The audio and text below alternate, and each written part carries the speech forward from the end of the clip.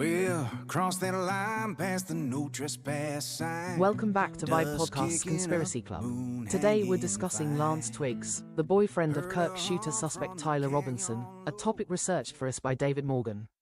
I'm joined by Charles and Angela.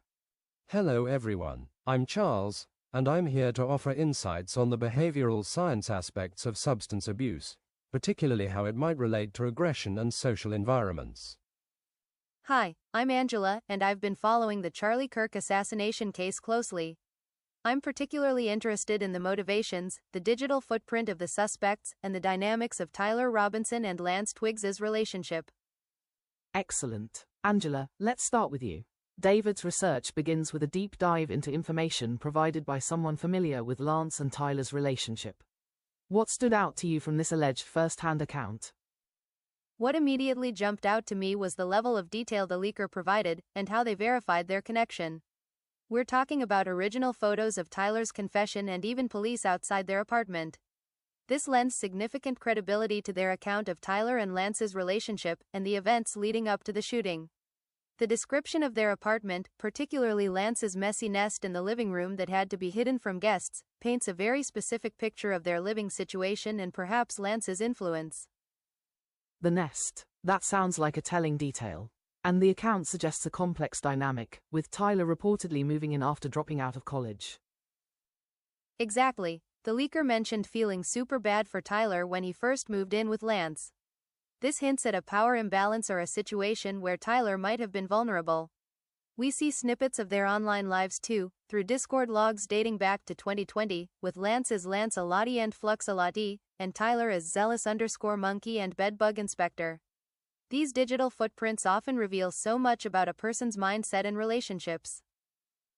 Speaking of digital footprints, the bullet casings found at the scene reportedly had some incredibly specific, extremely online engravings. Angela, you've looked into what these references mean, haven't you? I have, and it's fascinating, and frankly, a bit disturbing. We're talking about phrases like, notices, bulges, OWO, what's this? Which is a meme from the furry subculture, often used in a mocking or trolling way.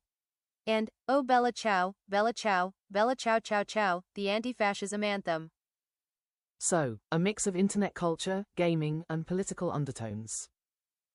Absolutely, and even a juvenile insult, if you read this, you are gay LMAO. Experts caution against trying to pin down a specific political ideology from these, suggesting they might be double-speak or bait for researchers. But one thing is clear. Lindsay Hahn, an associate professor who researches ideological extremism, states these messages strongly indicate the shooter wanted to get a message across and be talked about online. It seems like a calculated attempt for viral exposure, a desire for fame. But was that Twiggs or Robinson?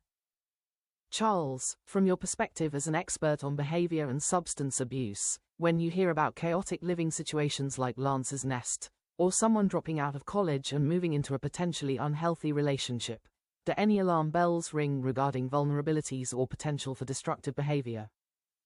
Yes, Alice, absolutely. While I can't speculate on the specifics of Tyler or Lance's situation without direct evidence, those kinds of environments and transitions, dropping out, moving in under duress, a chaotic living space, can certainly create a fertile ground for vulnerability. My area of expertise specifically focuses on how substance abuse can interact with these factors. We know that drug abuse can significantly impact brain mechanisms linked to aggression and violent behavior. That's interesting, Charles. The text also mentions glue sniffing and how it can be a springboard to abusing more addictive drugs. Given the described living conditions and the apparent instability, could something like volatile inhalant abuse, such as glue sniffing, have played a role in escalating behavior or contributing to a volatile mindset for someone like Tyler? It's a very pertinent question, Angela. While we don't have direct evidence of glue sniffing in this specific case, the text rightly highlights its significance. Glue sniffing, and other forms of volatile inhalant abuse, despite being highly prevalent and having severe consequences, are often overlooked. We know very little about its direct aggressive behavioral effects compared to other substances. However, it's categorized as a central nervous system depressant that can cause disinhibition, impaired judgment, and hallucinations, which can certainly increase the risk of aggressive or violent outbursts. And yes, it is often a gateway, a springboard, to more addictive and dangerous drugs. A chaotic home environment, a feeling of hopelessness, or a desire to escape can make individuals, especially young adults, susceptible to engaging in such destructive behaviors, which then compound existing issues. The drug-violence relationship is complex, but the potential for intoxication, neurotoxic effects, and withdrawal to contribute to aggression is well documented. It sounds like a confluence of factors could be at play, from online radicalization or a desire for notoriety, to vulnerable personal relationships, and potentially, the underlying issues that drug abuse, like inhalant abuse, can exacerbate. It paints a very complex picture of how individuals can arrive at such a destructive point.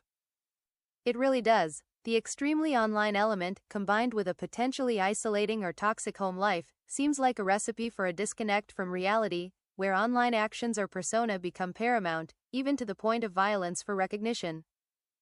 That's all for today. A big thank you to our guest researcher, David Morgan, for providing our topic. Cross that line I'm your past the host, no Alice. trespass sign. Dust kicking up, moon hanging fine. Heard a hum from the canyon low. Felt a spotlight shine like it wanted to know. Down in Area 51 where the secrets sleep, they say the truth ain't ours to keep. Silver ships and government lies, blink once and you're gone from sight. Yeah, out in the desert where the